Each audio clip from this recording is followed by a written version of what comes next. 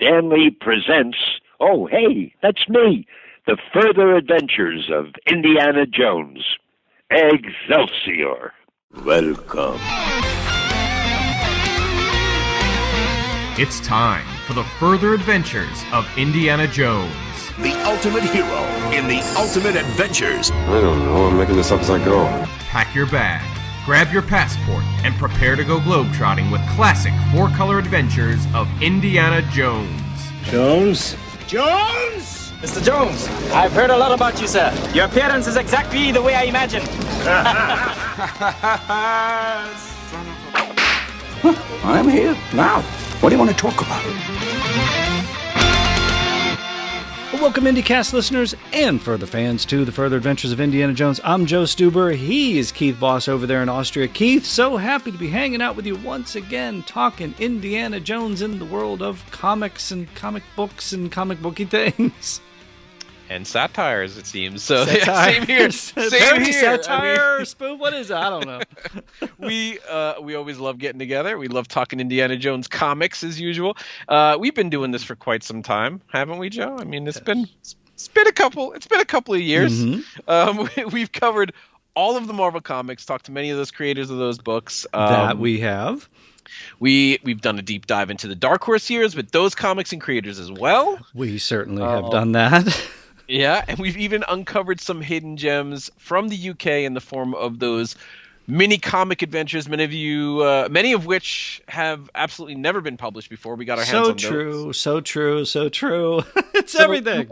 You, Joe, I'm specifically pointing to you, Joe. Me? Maybe the listeners too.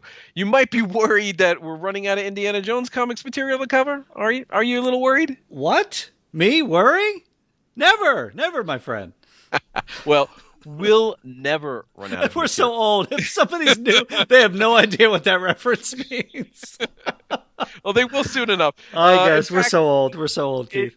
True Believers, today we're going to go start our look back at the Indiana Jones comic spoofs found in the magazines like Cracked, Crazy, and, of course, one of my personal favorites, Mad Magazine. So it's a great idea from our good friend and IndyCast host, Ed Dollista.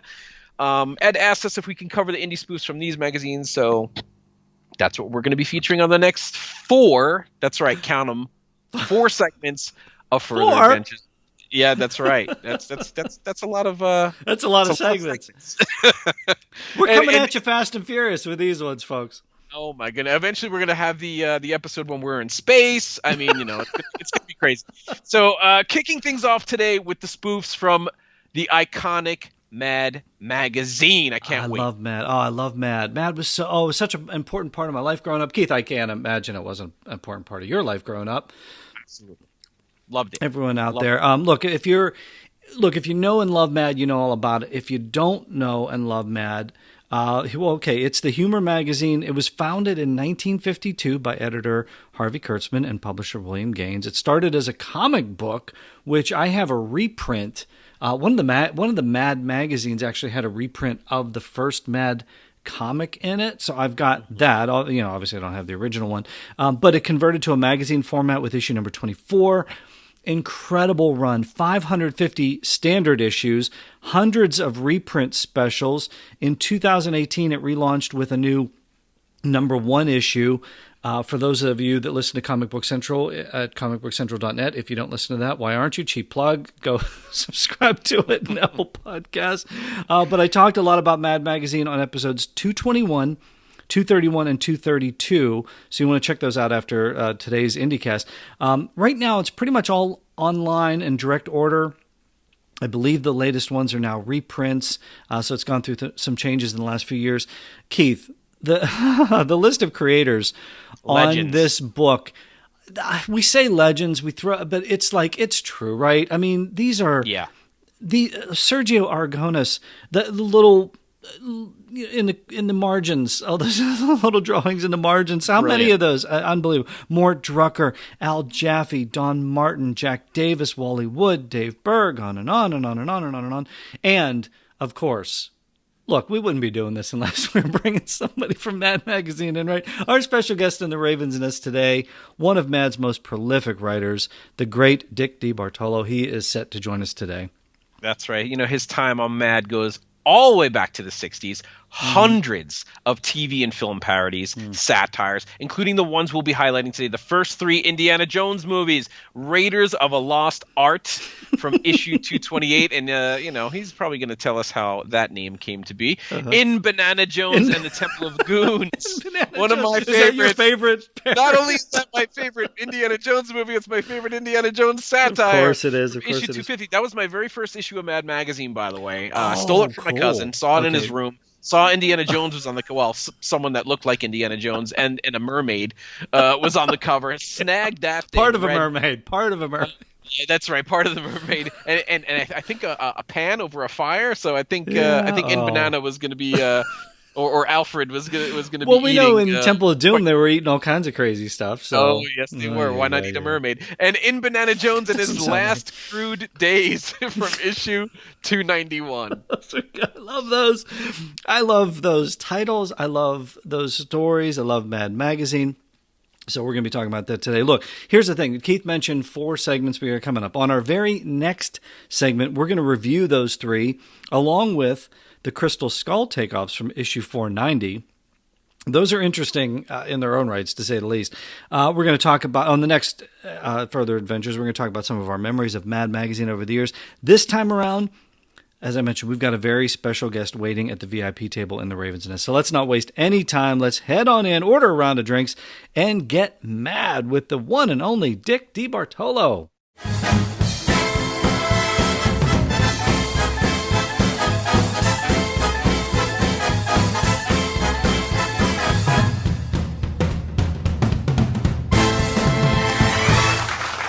All right, joining us now at the VIP table here in the Raven's Nest is a legendary Emmy-nominated writer who not only transformed Match Game back in the day, he is also known as Mad Magazine's maddest writer. A big welcome to Dick DeBartolo, and I know you told us to call you Dickie D, so Dickie D, welcome to the IndyCast. Thanks so much. Virtual food is delicious. Wait till you get some of the virtual drinks. They're even better. Oh, yeah. The virtual chicken wings, they're off the hook. So I feel weird calling you Dickie D. It's like when I interviewed Richard Donner and he's like, call me Dick. I'm like, I can't. Oh, yeah. Well, actually, Dick D. Dick D. All right. Well, your buddy on GizWiz, he calls you Dickie D, right? He may. It's somehow... The GizWiz! It's the same dumb show with Dickie D. Oh, and here he is, at least the top 3 out of the Musketeers. Dick DeBartolo. How you doing, Dickie D? I'm doing very well, sir. And you? Doing good myself. Everybody at Mad calls me Dick D, and somehow some people think they're saying Dickie D. Either way, either one works. You're the GizWiz, you're Mad's maddest. Oh, it's craziness here. Look, Raven's Nest, definitely one of the places we can get together. We don't have to have a mask here. We can virtually get together. I got to ask you, how are things been going for you in quarantine? And you kind of work from home all the time anyway, though, right? Yeah, no, I'm very lucky. So I have I'm in New York City on the Upper West Side, and I have 2 apartments. So I live in apartment 1R, which is rear on this floor, and my studio is in 1F. And so what hasn't affected me much is that my studio, which is called Disneyland, is where I have always done the podcast for GizWiz, the GizWiz shows coming up to year 14 or 15 in February. Wow. I can't even remember. Congratulations. And then I do Tech Guy Labs on Saturday, and I do that from here. And since the COVID-19, I've done my ABC spots from here. So it's really great. So you're keeping busy. This is amazing. And it's gizwiz.tv. That's where we can find this. Yeah, gizwiz.tv is where the show is, and gizwiz.biz is where I have stuff about Match Game, about Mad, and lots of other stuff. Oh, nice. Keith, I think I found a way I'm going to spend the rest of the pandemic time. I think I'm just going to be hanging out, reading about Match Game. If it lasts at least the next year, you still have plenty There's plenty of history there. Well, look, we're going to go back and get a little bit of your history, how it led to Mad. Okay. But I'd like to ask you about the current state of Mad Magazine. I had a chance to, a couple of years ago, talk to Bill Morrison. He was the editor when they relaunched issue 1. It was a whole thing there. Kind of catch us up right now. I think it's online. Is it now reprints, or like what's the current state of Mad Magazine, and are you still contributing to Mad Magazine? Okay, so yes, you're right. So Mad moved from New York to LA in December of 2017, and the staff, very small staff, probably 8 or 9 people, and I was a part-time staff person, but no one would move from New York City. I mean, do you want to live in New York City, or do you want to move to Burbank, California? New York City for me. Yeah, and DC Comics had moved many years ago, and Mad was part of DC Comics, but we didn't go. And then finally they said, listen, Mad is moving whether you're coming or not. So no one went. Actually, Bernie Mendoza, who was newest at Mad, did go out there. And so they just got a whole new staff out there, new editors. Bill Morrison started, as you know. And it was a mix, I think, of sort of comic material and traditional Mad stuff. And then after, I'm not sure, it was issue 10 or 12, they said they were not going to be using new material anymore. And then a couple of issues had new material in it because they had already bought it, and they wanted to use that up. And now Mad is done on themes. Like the current issue is kind of the horror issue. Mm-hmm. And I'm still in every issue, but everything's been reprints of stuff I've written in the past. And I believe AT&T now owns Mad, because basically AT&T, has like 1 trillion customers, and they started a streaming service, but they had all these customers, but they had nothing to stream. So they bought Warner Media, and that gave them all the Warner Brothers movies, all the Warner Brothers TV shows. Got it. And it also gave them the comics division, but I figured we can't stream comics. So Mad is now down to 3 people in California. And so I think it was the last issue. I'm not even sure. The last issue, the issue before, was the all Al Jaffe issue. That's the one I got 2 copies, and do you know why? No. Because you could do the folding. That's right. Yeah, collecting. Collecting. You know that brain. That's exactly why I got 2 issues. Yeah, and did you fold in Al Jaffe's fold-in that issue? Not yet. I have. It's on my. I have another podcast I do. It is on my absolute must-read pile right here. So I'm looking forward to digging into the all Jaffe issue of Mad Magazine. Okay. Can you give me a hint? What am I looking? Yeah, I'll actually spoil it for you because there's an interesting backstory.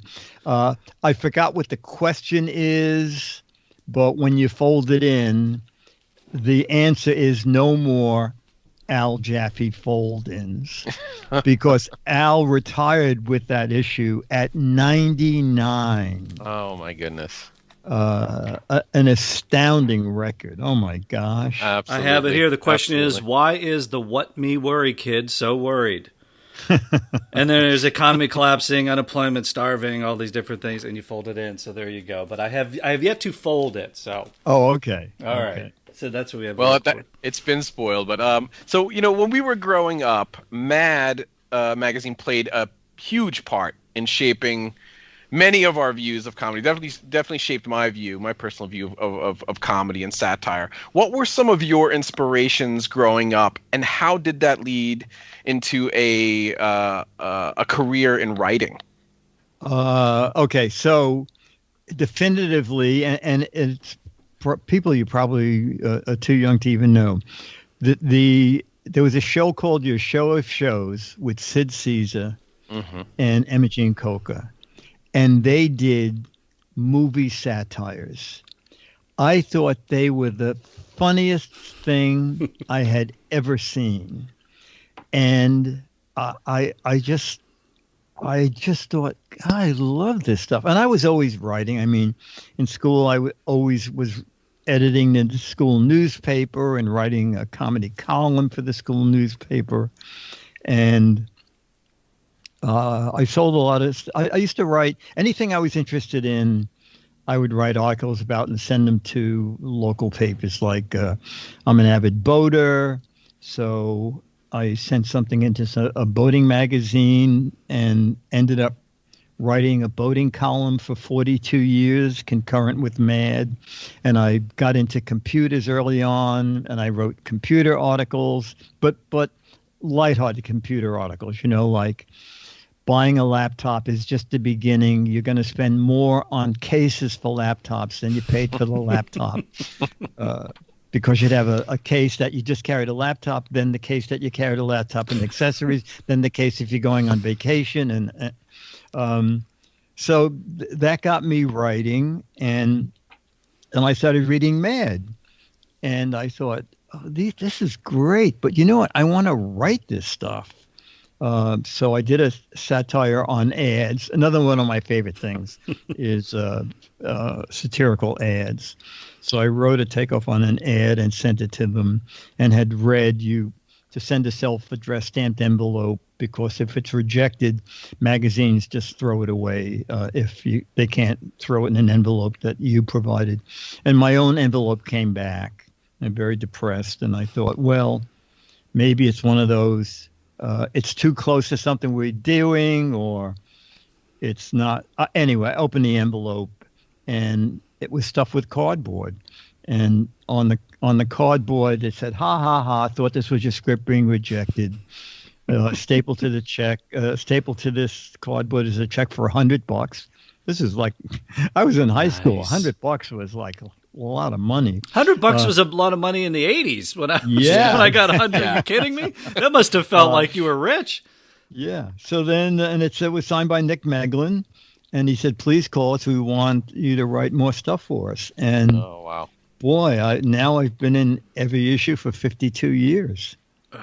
Is that the longest streak, or is it Sergio? I think Sergio missed an issue, right? It's the longest streak for a writer. Okay. I think, you're right. I think Sergio missed one issue or something. Yeah. But I do know it's the longest streak for a writer. For a writer-artist, I'm not sure. And that a writer-artist would be Sergio and Jaffe. Oh, that's just amazing. Do you recall like your first spoof that you had, like the advertising thing, but like a movie or TV? It was a takeoff on Imperial Margarine.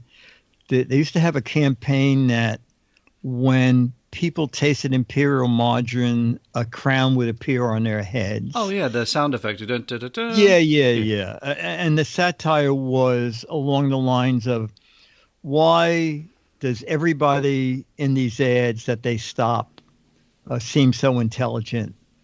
What would happen if they just showed what happened when for everybody they stopped? And then it was just a series of, people just being out of their minds, answering stuff.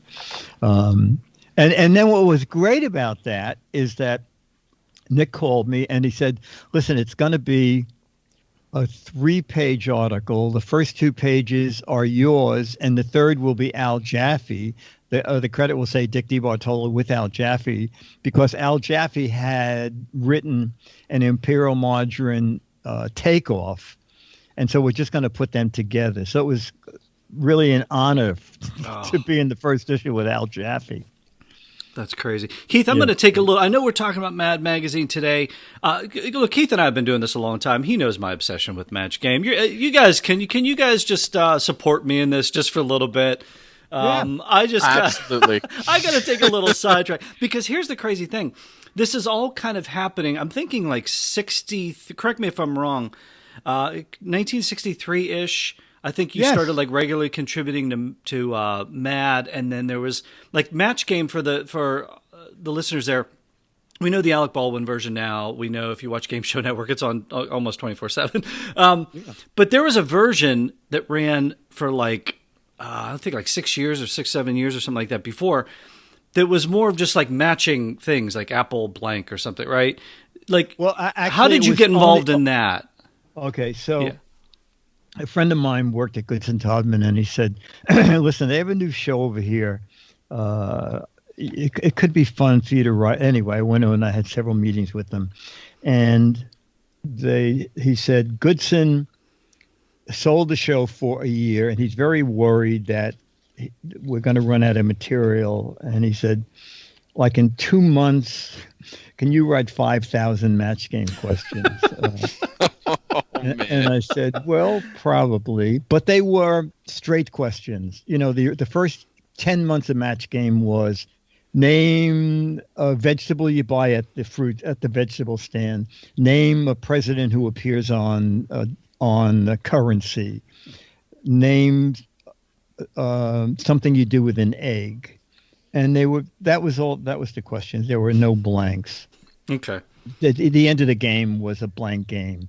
To play for the money, like egg blank and message blank. Anyway, so 10 months in, Goodson called me and he said, "Listen, NBC's not going forward with this, so I'm just giving you a heads up. You can start looking for work in 2 months."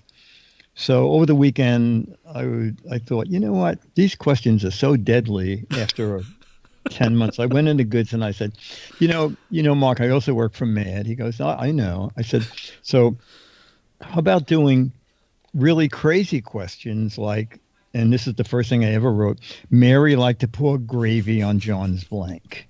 So Goodson laughs and he goes, "Oh my God, that's funny, but what would they say?" I said, "Well, they'll laugh and then they'll say mashed potatoes, meatloaf." And he said, "Well, it's canceled. Do what you want." So I started. But it sounds different. It sounds risque. Yes, exactly. Yeah. So I started doing those kind of questions. And then a month later, he called me and he said, "Well, you saved the match game." He said, "They're up for another year." Yep.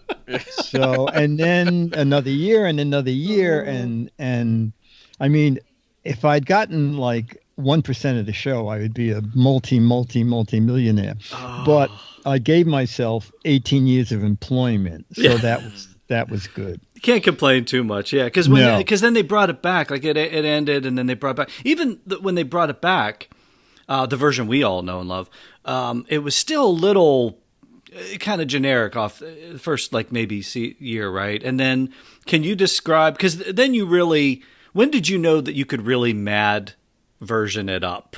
Like when did you know you could get away with murder on that show? Well, you know what?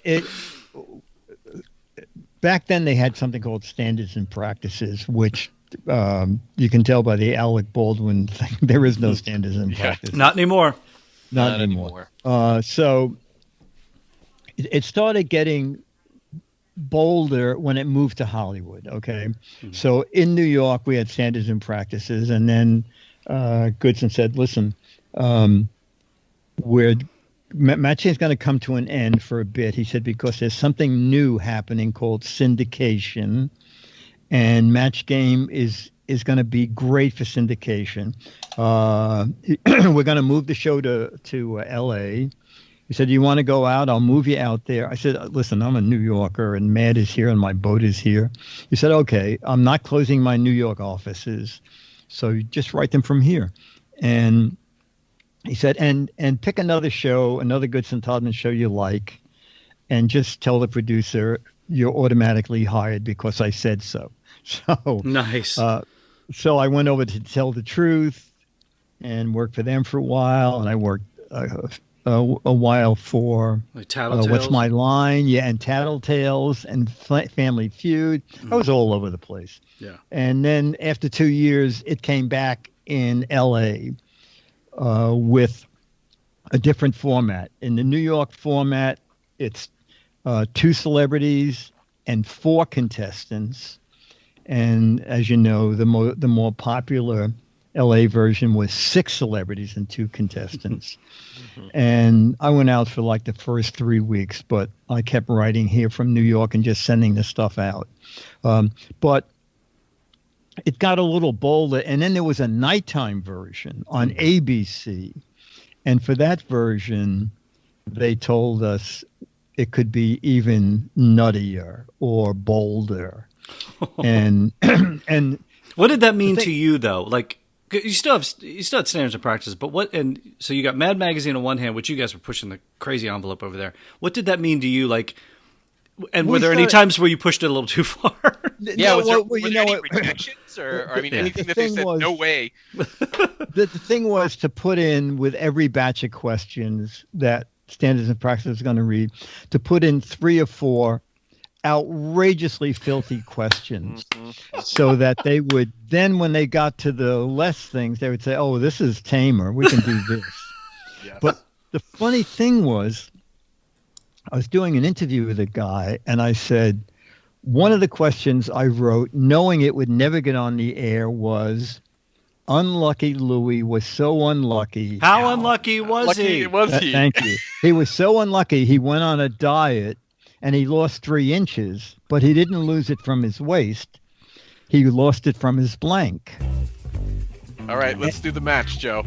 Well, here's the thing. I'm going to put the music in. I want to play right now.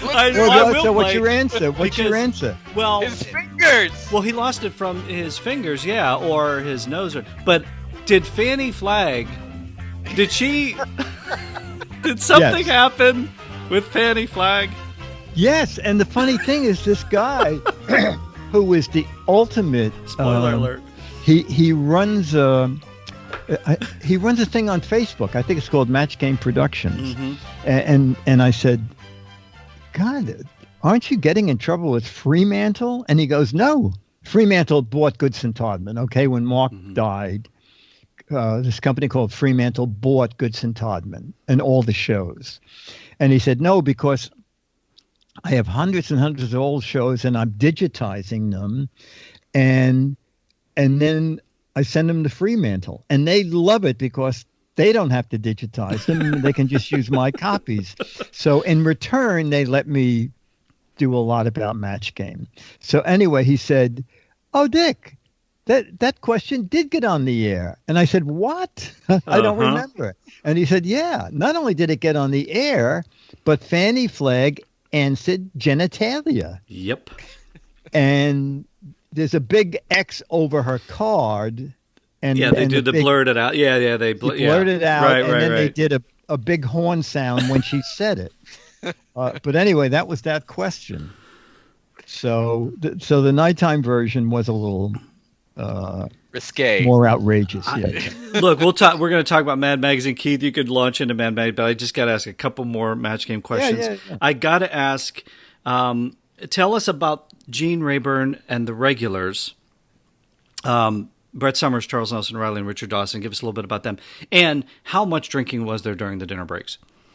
Okay, so I don't know if it went past wine. So basically, in California, it was taped at I think it's Studio City, and in New York it was easy because we were in the RCA building, and there were a million restaurants around, and you could actually just walk downstairs and several restaurants right in the NBC building, and in California they were afraid that the celebrities would drive to a restaurant, and they didn't want the celebrities to leave. So they started doing catered luncheons for the celebrities. And I know there was a lot of wine. I don't know if there was hard liquor, but you can always tell the Wednesday, Thursday, Friday shows are looser than the Monday, Tuesday shows. So the schedule was like meet at 10 a.m., do an 11 o'clock taping and a 12 o'clock taping, and then take an hour and a half break for lunch. And during that lunch, you could eat and drink and then come back and do the other 3 shows. So that's why drinking happened. So the thing about Brett and Charles is it's very funny because the very first week of shows, Jack Klugman was a guest. Mm-hmm. And after a couple of weeks, and Ira Skutch, who was directing, told me this story. Jack Klugman called and said, Ira, can you put my wife on one show because she's driving me crazy that I've been on? And Ira said, look, we'll use her for a week. He said, because there's no such thing as booking for one show because we tape all 5 in a day. He said, but we're more than happy to use Brett. And so Brett was on, and somehow Brett and Charles just clicked. Oh, yeah. I mean, Charles used to call her every first name. Elaine, what's your answer? And they just hit it off. And Brett, I think the funniest thing I ever heard Brett say, we had a contestant who just kept not matching, was so far away from anybody's answer. And when she gave another really way out answer, Brett said, Gene, wait a minute. Are there no standards for who can be on this show? Do you, like an hour before we record, do you just walk down to Farmer's Market and say, hey, you and you're going to be on Match Game? And I thought that was so funny. Yeah, brilliant. And then my favorite Charles Nelson Riley thing was someone said, what's it like being on Match Game? And Charles said, it's like this. You go to a good friend's house for a party.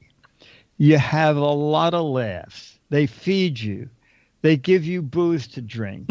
And as you're walking out the door, they say, oh, here's $1,000. That's what Match Game is like. And I thought that is just a great answer. They loved doing the show.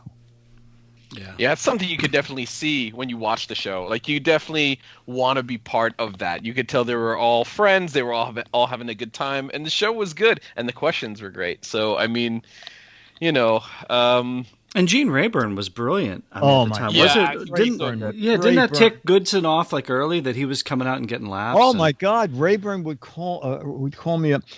Occasionally, if the show was like no one was matching during a commercial break, Rayburn would say, Dick, walk on camera, do something. We're dying here.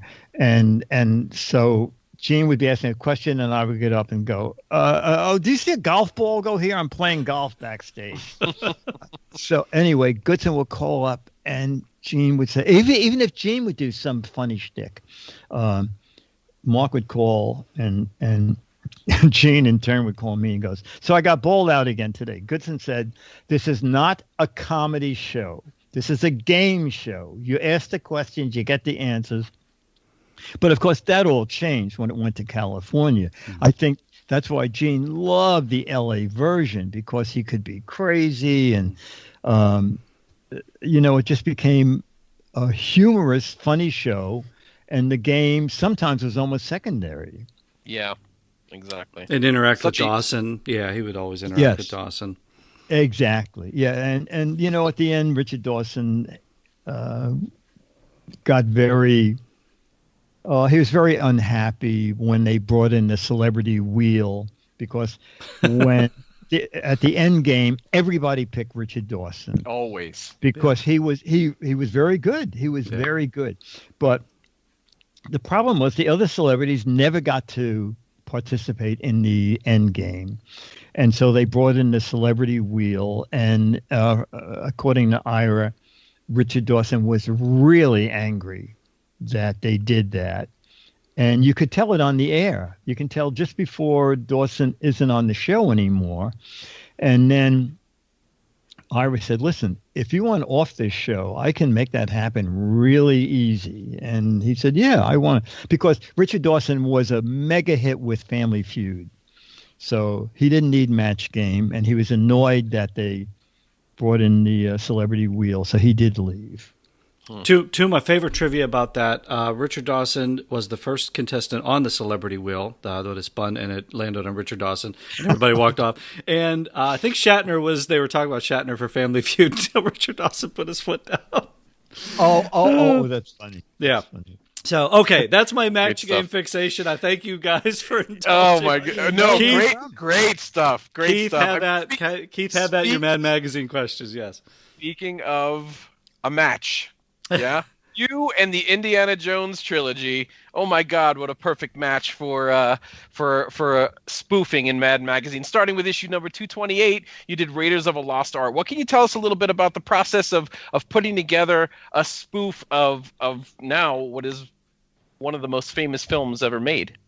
Yes. So it's very funny because we rarely got invited to screenings. Ah. I don't know why, but the lucky thing was I could sometimes get invited to screenings through Goodson Todman because they were a big, every PR person knew Goodson Todman, and I'm sure a lot of those people had no idea they also worked for Mad, so I could sometimes get to a screening, but more often than not, I preferred to see it in a theater with an audience because that way I could make a note as to what scenes they really reacted to and know that I have to include those scenes in the satire.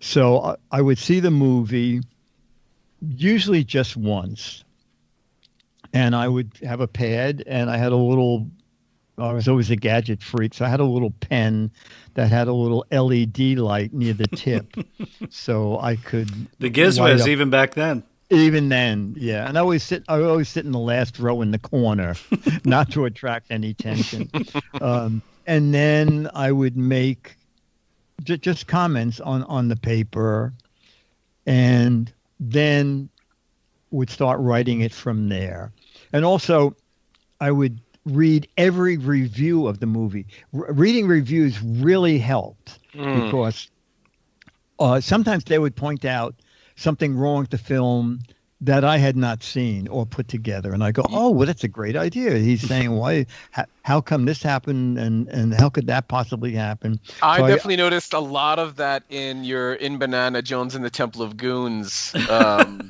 There was so much stuff talking about the plot and the ridiculous storyline.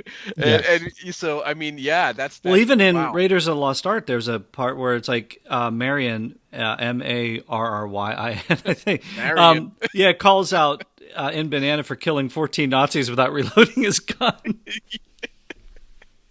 It's just such classic stuff. Yeah. I mean, it's just... great. And also, that was to me one of the more classic satires that I called it, because Indiana Jones was a flashback to the old movie serials that you had to be young to know about.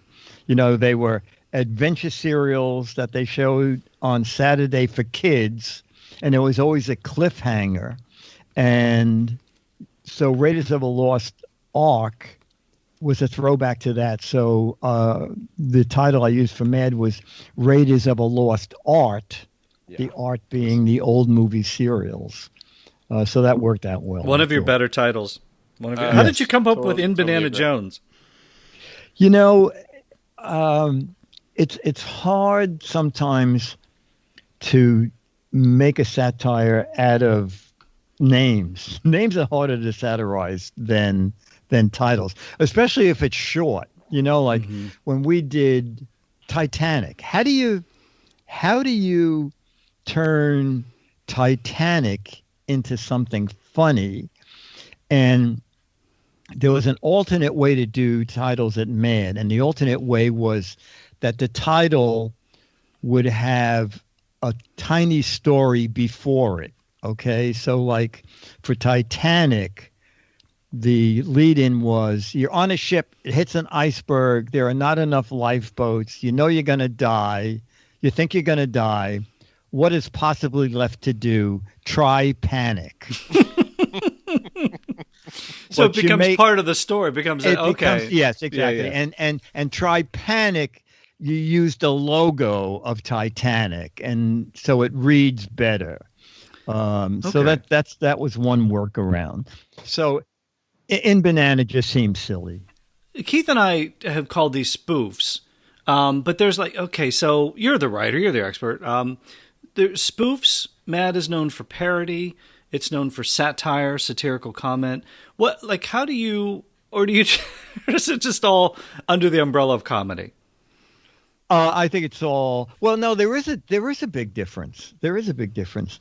And actually that difference got me to fulfill pretty much number one on my bucket list. I love old movies, and my TV, when it comes on, automatically comes on to Turner Classic Movies. And Robert Osborne, who was one of the founders, the original host of Primetime, was giving a lecture at a local Barnes and Noble. And I went, I didn't speak to him, but I didn't want to bother him. But I asked the Barnes and Noble people if they could point out the PR person for Robert, and they did. And I gave her a note saying, here's 2 books I wrote on old movies. If Robert Osborne ever wants to do a night of movie satires with me explaining the difference between a satire and comedy, I would love to do it. So lo and behold, I took like 2 years, but I ended up on Turner Classic Movies. So a satire is is comedy about a specific movie done in the way the movie presents it. Whereas comedy is kind of all over the lot. I mean, you can have jokes about airlines, but they don't follow the same pattern of a satire, which relies on using the exact people in it. And movies were easier to do because you satirized their plot. Television takeoffs were hard. You had to watch 5 or 6 episodes and learn what each character would do and say, and then create your own plot. That was hard. So also, you mentioned that you like to watch old movies. I'm also a cinephile. I love old movies. When you watch something now, even if it's not for work, do you find yourself always in quote unquote satire mode? Are you always thinking? Absolutely. Yeah. I kind of figured that would be the answer, because I mean, how can there not be something you watch where every line you're probably like, I could make something out of this? Yeah, no, I often watch them with I'm married to a guy, and we watch them, and I go, what that person should have said was, and then I do a line. And then you're fun to watch a movie with. No, I know. Well, if Nick Meglin and I went to a movie, because sometimes the editor would go with me, if we needed a turnaround, like fast, like, can you write this movie satire over the weekend? Nick Meglin, and sometimes both of them, Nick Meglin and John Vaccaro, were co-editors at a time. We would also sit in the back row because I would say, you know what she should say is this, and we'd be hysterical laughing. So your brain just gets tuned to that. Yeah. You worked on Raiders of a Lost Ark with Frank Jacobs. Can you briefly tell us his role? Yes, you know what? That? Looking at the satire, I've not looked at these. Actually, it took me days to find these copies. You got them in giant. You have every Mad magazine, right? No. I have every close. Mad magazine from issue 69 on. Oh, that's pretty close. Okay, and that's when I started. Okay. Right. Because I could just go in the stockroom and take one. Right. Yes, I believe Frank Jacobs had done something, and they combined the two of us. We never actually worked together on it. But I know, just looking at, let me just see if I can find it here. It was very funny. I thought, I don't ever remember working with Frank Jacobs, but I can see jokes that are his.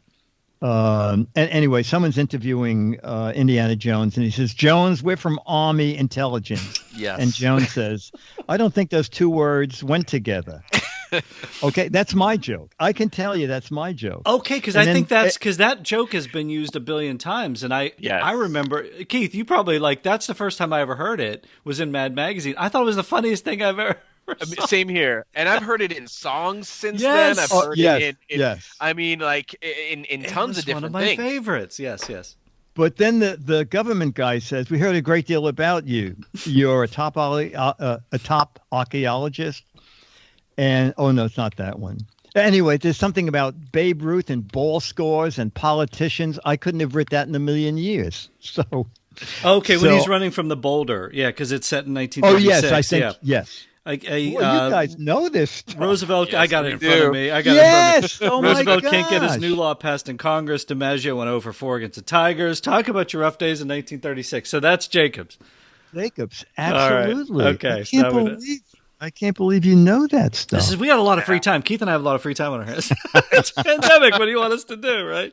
And we love Mad Magazine and we love Indiana Jones. It's two things that we love. Keith, I love the fact that he took care of one of the plot holes because, look, we know the deleted scene. Indy hangs onto the submarine with his whip, but that's not in the movie. Dick, do you know how you took care of the submarine, Indiana Jones on the submarine? Do you recall that? No. How did I do it? You had God part the water. You had what? God parted the waters. Part the waters. Oh, that's very good. I mean, brilliant. Brilliant. Good. That's brilliant. It's pretty good. Oh, this is, so good. In Banana Jones and the Temple of Goons, issue 250, that was with Jack Davis as well, the great Jack Davis. The Temple of Pancake. I'm looking at the cover. Oh, Ricard did the cover. Holy cow. We've got the Temple of Pancake. We've got Short Round becomes Short Stack. Did you have a fixation on pancakes back in the day? Still do. And you know what? I have a fixation with cauliflower, and I love that you mentioned cauliflowers. That was great. Oh, good. I reread that. I reread these today, and when I read that, I just laughed out loud. I mean, it doesn't happen very often anymore, especially lately. Not a lot of things just make you laugh out loud, and that little joke. I don't know. I felt like it was almost written for me at that moment. It just made me laugh. Oh, that's good. You're a huge Temple of Doom. Keith's a huge Temple of Doom fan. And that's my favorite Indiana Jones movie. And like I mentioned before we even started recording, that was one of my first Mad magazines that I owned. Was that in Banana Jones and the Temple of Goons with the Splash Mermaid on the cover. My cousin had that magazine, and I loved Indiana Jones, and I kind of stole it from him, and I took it home, and I read that thing 100 times. So definitely just one of my favorites. I wish I still had that original issue, but it's a great story. I got it right here in my hot little hands, Keith. I've got one. I like the fact you actually worked Spielberg and Lucas into this one. Yes, well, we knew that they were gigantic Mad fans, and if they were ever auctioning off the covers, they always would have the highest bid because they liked owning the covers of their satires. So it was good to work them in. Didn't you get a letter from Lucas for Star Wars? Oh my gosh, it's about 3 feet from where I'm sitting. Nice. For the Star Wars thing, sending a letter saying there should be Academy Award for Dick DeBartolo and Mort Drucker for their satire on my movie, followed 2 days later by a letter from their lawyers saying, this is copyright infringement. We want those 8 pages of original art.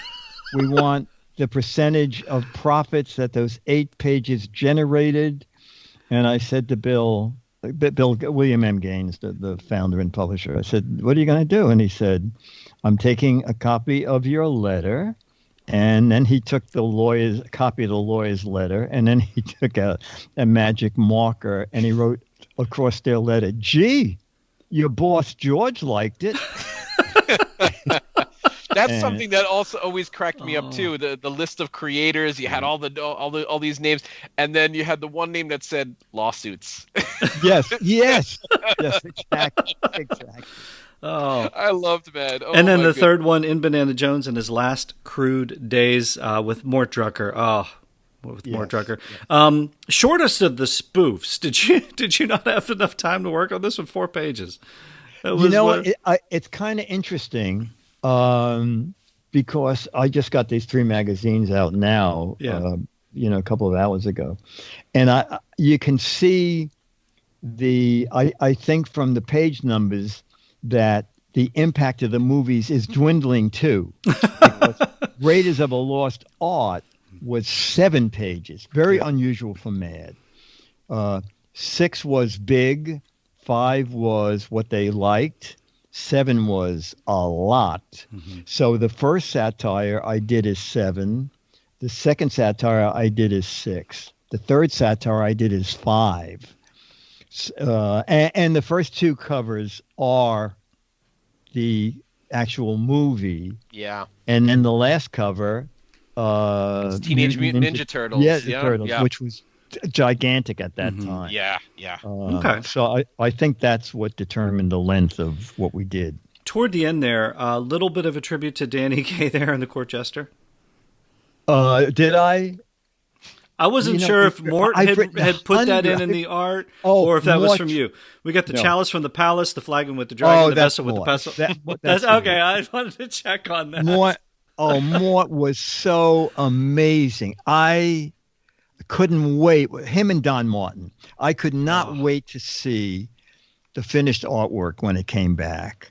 Because he would, in one of my books, I did a takeoff on a Tarzan movie, and Tarzan swinging across a vine, and way down in the valley, there's a lion making a phone call.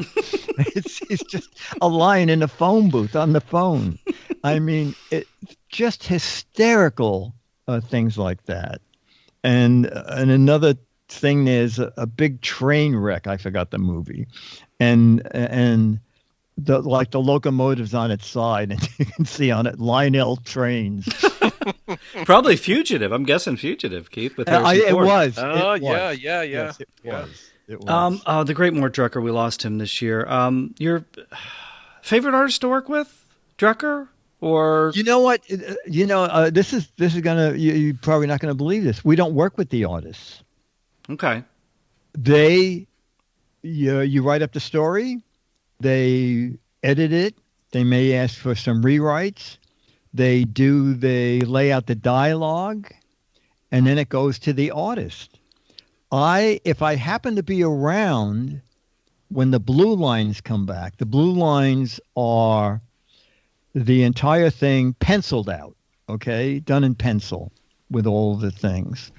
And then Nick and John, or whoever's editor at the time, will say, that's good, but can you make that panel smaller so the panel next to it, make that a 1/3 panel and the other panel almost a double panel so we can see what's going on. And then it goes back to Mort, and then the finished work comes in. So I often did not see how my article looked until it was printed. The only time I worked together was on the books.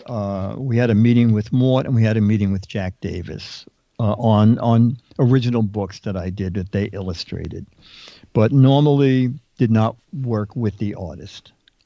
But you write the movie like a movie script, okay? Opening splash, so-and-so is standing there with this, so-and-so is in the corner. In a panel up right is the announcer saying this. But in addition to that, the guys would do, especially Mort and Don Martin, they would add a lot of, it was called chicken fat back at May. Just stuff all around the panel. Do you have a favorite part of the indie spoofs? It's so far back. To tell you the truth, I've not read these in probably 20 years. So nothing leaps out at me. My favorite current, the movie satire, the latest movie satire I did that I really love was Silly, the takeoff on Sully. That that opening splash, 2-page opening splash of the boat going into the plane going into the Hudson River. I loved that. And also back then I was a frequent flyer. I went a lot of trade shows, all the boat trade shows, all the gadget trade shows because of ABC and my Gizwish show and Tech TV, Twit TV. But that I got to get out all my favorite griefs. You know, the thing is crashing into the Hudson and they're on the wing and someone says, "Where's the first class section of the wing?" and someone else says, "Oh, now this is another excuse we're not going to be served lunch." They still got it. Yeah. Still got it. As the plane is diving into the Hudson, someone says, "I hope we're getting frequent flyer miles for this extra trip down into the river." So haven't lost a beat. Favorite Dick DeBartolo spoof and favorite spoof that's not yours. Oh my God! A thing that I didn't want to do. Bareback Mountain. I said, you know. It was Bareback Mountain. Arnie Kogan wrote it, and that was one of my favorite satires. When the guys are looking through the binoculars and the two guys are up in the mountain, you know, getting it on, and he says, "Oh, look what those two guys are doing," and the other guy says, "Great, the sheep are safe." Oh, and my favorite line in that is, you know, the guy's married, but I had to ask, Keith. He's going on he's married, but he's going on a trip with his male lover, and he comes back. It's supposed to be a fishing trip, and the wife says, "Did you catch anything?" And he says, "Oh God, I hope not." Oh, brilliant! I had to ask. And favorite spoof that's not yours? That was a famous spoof that's not mine. That was Arnie Kogan. Oh, that was okay. And favorite spoof that was yours? Oh, I guess I'm going to go with Silly. Okay. And also movie titles that I didn't write. Butch Cassidy and Some Dance Kid, Stan Hart, Butch Casualty, and Some Dunce Kid. Oh my God! I mean, there needs to be a book of like just Dick DeBartolo's, but yeah. Just these funny. Do we have movie titles? Do we have is there a Dick DeBartolo Mad greatest? Because we've had Don Martin's greatest, we've had, a bunch of Sergio Agronis. Is there a Dick DeBartolo? Are you asking your partner? Are you asking Keith? No, I'm asking you. Is there a greatest of Dick DeBartolo? Mad Magazine book? No. There's supposed to be one, but then things started going wrong between Mad and Time Warner. Okay. We need to get one. Keith, my favorite is Star Black, the GAC motion picture. With a great more Drucker. And the Wreck of Corn. The Wreck of Corn. Yeah. I still remember, I have a vivid memory of just like weeping, crying so hard reading Star Black, the GAC motion picture. That just has a special memory in my heart. Of course, Raiders of the Lost Art. That's going to be good. Keith, I mean... In the Line of Fire. Do you remember that movie? Yeah. Of course, Clint Eastwood, yeah. Who was the star of that? Clint Eastwood. Make my day. Yeah. And he was a rogue FBI agent that was always doing things wrong. And I called John Picaro. I said, "Oh my God, John, I got the greatest title for In the Line of Fire." He said, "What?" "It's In Line to Be Fired." And that fits him perfectly. Well, we know you still got it. Twitter, it's at the GizWiz. Yes. Okay, and we talked about all the, where you can find your show online, all these different things. Keith, how amazing was this? This was one of the most fun ones we've ever done. And look at that. The time just flew by. Yeah. Just great. Oh, just no, it was great. It's a thrill to do interviews with people who know what you do and know the material. I mean, you guys are knocking out of the ballpark with knowing stuff. We appreciate that. Thank you. It's part of our DNA. It's a tribute to Mad and to me. Yeah. I do it's interviews stuff and they go, Yeah. What's that little guy that's on the cover? I think Here's Why the is thing. his tooth missing? For better or worse, I think Dick DeBartolo is one of the guys that raised us, Keith. Honestly, really, you definitely shaped, like we said before, you definitely shaped our view on comedy, and also helped our love for Indiana Jones along a little bit too, because I mean, going back and reading these again, I mean, we know those movies backwards and forwards, and to sort of get like a different view of those, and to have it be just so well written and so funny, it's just definitely part of the pantheon of everything that is Indiana Jones. These definitely have to be included in that as well. So absolutely, thank you for thank you guys. Work. Yeah, it was really great. Fantastic stuff. It's been a blast, and it's been an honor. Dick D. We'll call you Dick. Keep the $1,000. I don't want the I don't want the virtual check. He promised. We'll take you out next time we're in New York City again. Okay. So once COVID-19 is over, if you ever come to New York, you come by my office. I have tons of mad stuff here. Absolutely. We're going to take you up on that. Dick D, thank you so much for Decades of Mad and for Match Game, and thank you for joining us today on the IndyCast. Oh, that was great. You guys so are great. Much, Dick. Yeah, that was really fantastic, and really an honor to have you here. Great talking to you. Well, there you have it, kids. Our interview with the great Dick D. Keith, thank you for indulging my Match Game obsession. I can't do an interview with somebody who not only appeared on Match Game, in Comic Book Central, I've played Match Game over there.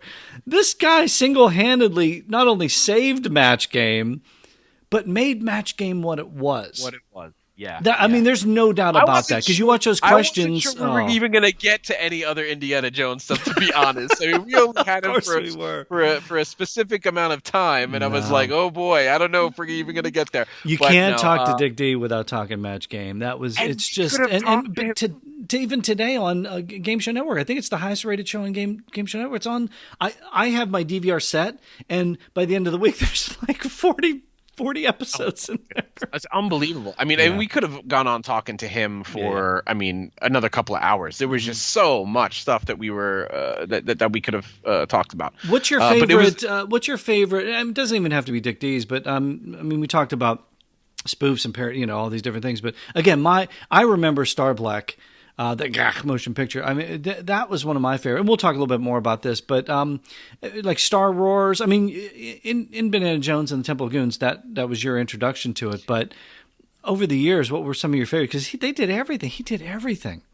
Oh my God, really, just so much stuff. I always loved the Star Wars stuff. I loved when they would do MASH spoofs. I loved that.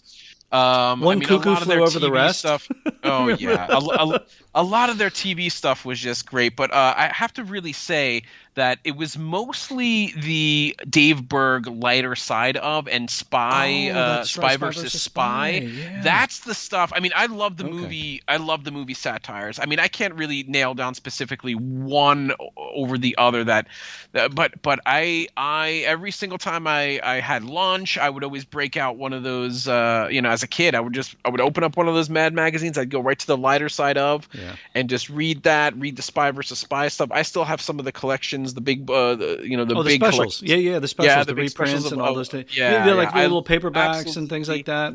Love that stuff. I've got some of the paperbacks, completely mad and stuff like that. So we're going to talk more about that on our next segment. Our favorites and all those things. But my goodness. And obviously we're going to give you our reviews of the 3 indie spoofs by Dick, Jack Davis, Mort Drucker, Frank Jacobs, as well as the Crystal Skull. They didn't do the movie. They didn't do a spoof of the movie, but it's very different. Let's just say that. It is very different. As we talk about that. And and after that, we're planning to take a look at some of the spoofs from Cracked magazine, which I also liked a lot. And that's one I could definitely pinpoint one of my favorite satires, and that was the Roger Rabbit one. And the Raiders spoof from Marvel's Crazy, with our reviews and a chat with writer Paul Kupperberg, and maybe artist Bob Camp. We're hoping to hear back from Bob, but Paul is definitely in. Oh, I can't wait for that one. I'm so glad Paul is in. Yeah, we contacted him through social media. He's definitely in. He's been at TrevorCon a bunch of times. I got a chance to meet him. He's so cool. Going to be another fun time in the Raven's Nest. Hey, Keith, you know what else is in? We've got some mail in the Further Adventures mailbag. Mister, get your arm out of that mailbox. I mean now. Oh, dear me. I haven't had so much trouble delivering a package since the incident in Vienna. We heard from Kevin Davis following our look at the Indiana Jones UK magazine.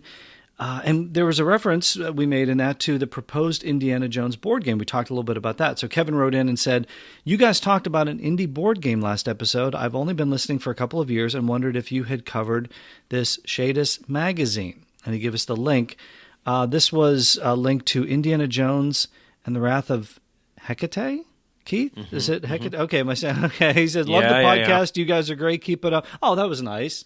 Thank you. You're great too, Kevin. Thanks a lot, Kevin. You're great for listening and for writing in.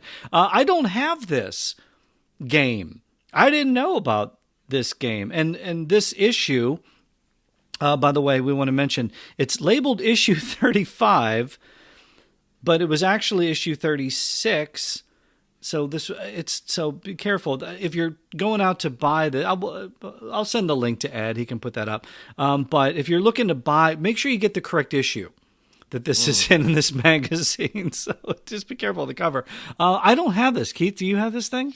No, I don't have it. I heard about this, but I never was able to track one down. I mean, it's really, really hard. I'm sure a couple of people we know in the indie community, I'm sure they have their Canada, hands on maybe? this. You think somebody in Canada might have this? So if anybody knows... Do you think somebody named Junior might have this thing? I don't know.